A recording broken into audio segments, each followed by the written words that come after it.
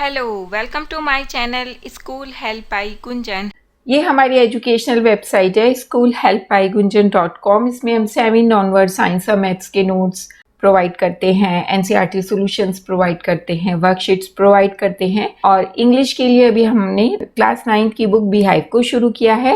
ये मैथमेटिक्स है, इस पे आप क्लिक करेंगे, इस पे आप नोट्स देख सकते हैं और एनसीईआरटी सॉल्यूशंस में आप सॉल्यूशंस देख सकते हैं क्लास 7, 8, 9 और 10 की। इसी तरीके से आप वर्कशीट्स पे क्लिक करके वर्कशीट्स को देख सकते हैं। वर्कशीट्स विद सॉल्यूशंस प्रोवाइड की गई हैं। इसी तरीके से साइंस पे क्लिक करके आप साइंस के नोट्स देख सकते हैं। और अभी हम शुरू कर रहे हैं न्यूट्रिशन इन एनिमल्स, तो मैं आपको उसके नोट्स दिखलाती हूँ। ये न्यूट्रिशन इन एनिमल्स हैं चैप्टर, और इसमें हमने इस तरीके से बहुत स्मॉल में शॉर्ट में नोट्स बनाए हैं और कुछ आपको डायग्राम से भी समझाया गया है इस तरीके से। तो ये सब बहुत इजी और सिंपल लैंग्वेज में समझाया गया है। आप यहाँ से देख सकते हैं। कोई भी आपको प्रॉब्लम आती है तो आप हमें कमेंट बॉक्स में लिख सकते हैं। हम कर रहे हैं क्लास 7 के लिए साइंस और उसमें फॉलो कर रहे हैं एनसीईआरटी सिलेबस। आजकल हम चैप्टर कर रहे हैं न्यूट्रिशन इन एनिमल्स। उसमें हम कर चुके हैं ह्यूमन डाइजेस्टिव सिस्टम, उसका इंट्रोडक्शन और ह्यूमन डाइजेस्टिव सिस्टम के डिफरेंट पार्ट्स। इन सब वीडियोस के लिंक आपको डिस्क्रिप्शन बॉक्स में मिल जाएंगे और ऊपर आई के बटन पे क्लिक करके भी आप वीडियोस को देख सकते हैं। हमारा आज का टॉपिक है nutrition in animals, digestion in grass eating animals and feeding and digestion in amoeba. तो अब हम देखेंगे डाइजेशन इन ग्रास ईटिंग एनिमल्स। ये एक फोटोग्राफ्स है जो कि ये डाइजेशन सिस्टम को दिखा रहा है रूमिनेंट्स के। रूमिनेंट्स क्या होते हैं? रूमिनेंट्स वो एनिमल्स होते हैं जो कि ग्रास को या घास को स्वेलो कर लेते हैं और अपने पेट में के एक पार्ट में उसको स्टोर करते हैं।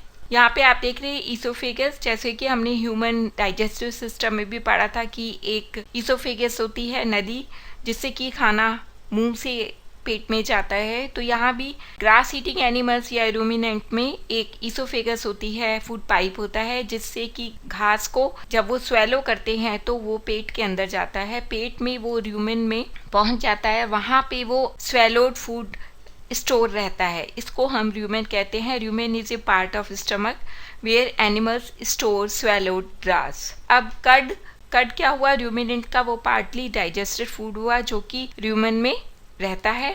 और रूमिनेशन क्या हुआ? रूमिनेशन एक प्रोसेस हो गया इन विच एनिमल्स च्यू कड विच रिटर्न्स टू द माउथ। होता क्या है, जो कड है वो जैसे कि हमने भी बताया अनडाइजेस्टेड फूड होता है।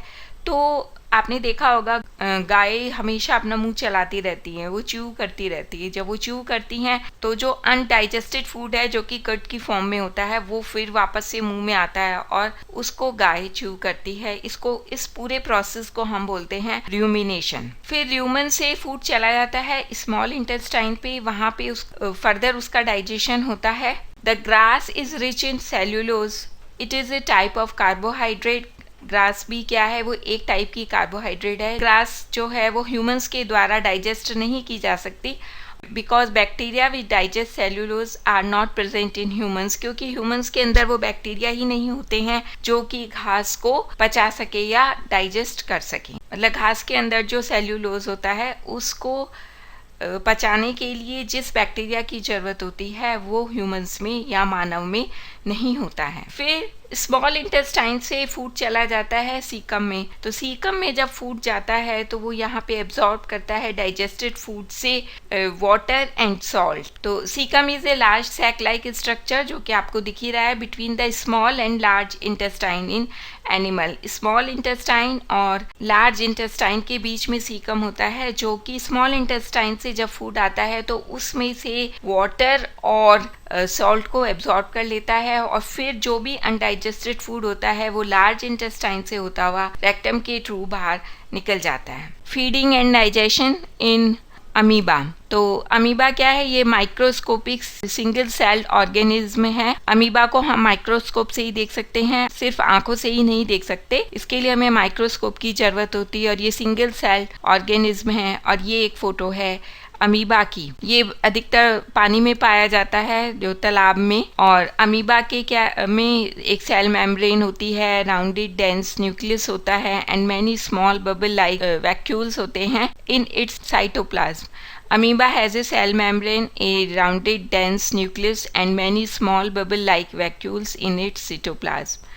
और amoeba changes it shapes, amoeba की कोई एक डेफिनेट शेप नहीं होती है, अमीबा किसी भी शेप का हो सकता है और वो शेप को चेंज करता है किस तरीके से, with the help of pseudopodia से. और amoeba feeds on some microscopic organism, और जो पॉन्ड के अंदर थोड़े बिल्कुल छोटे माइक्रोस्कोपिक ऑर्गेनिज्म होते हैं उनको फीड करता है, उनको खाता है. और अमीबा जो है pushes out pseudopodia around the food particle and engulfed, वो उसके चारों तरफ घूमता है और शीडोपोडिया से फूड को खा लेता है और उसको ग्रब कर लेता है अपने शरीर के अंदर. और the food becomes trapped in A food vacuole, और फूड जो है वो फूड वैक्यूल के अंदर आ जाता है.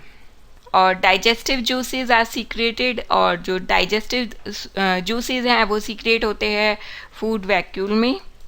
और juices act on the food and break it into the smaller substances, जैसे कि ह्यूमंस में होता है, जैसे कि रूमिनेंट्स में होता है, सेम अमीबा में भी होता है. And digested food is absorbed and used for growth, maintenance and multiplication, मतलब आगे और अमीबा के जन्म के लिए. The undigested residue of the food is expelled outside by the vacuole, और जो वेस्ट होता है उसको वैक्यूल से बाहर निकाल दिया जाता है. And pseudopodia are finger like projections which amoeba pushes out for movement and capture of food.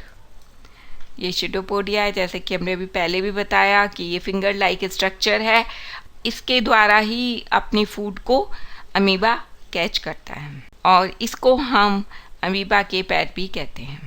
इस तरीके से हमने आज सीखा कि अमीबा और यूमिनेंट्स में किस तरीके से डाइजेस्टिव सिस्टम काम करता है. आपको कोई भी प्रॉब्लम है तो आप मुझे कमेंट बॉक्स में लिख सकते हैं, और आपका कोई भी सजेशन है तो भी आप कमेंट बॉक्स में लिख सकते हैं. और रिटन मटेरियल के लिए हमारी वेबसाइट schoolhelpbygunjan.com पे जा सकते हैं. और please like, share and subscribe my channel. Thank you.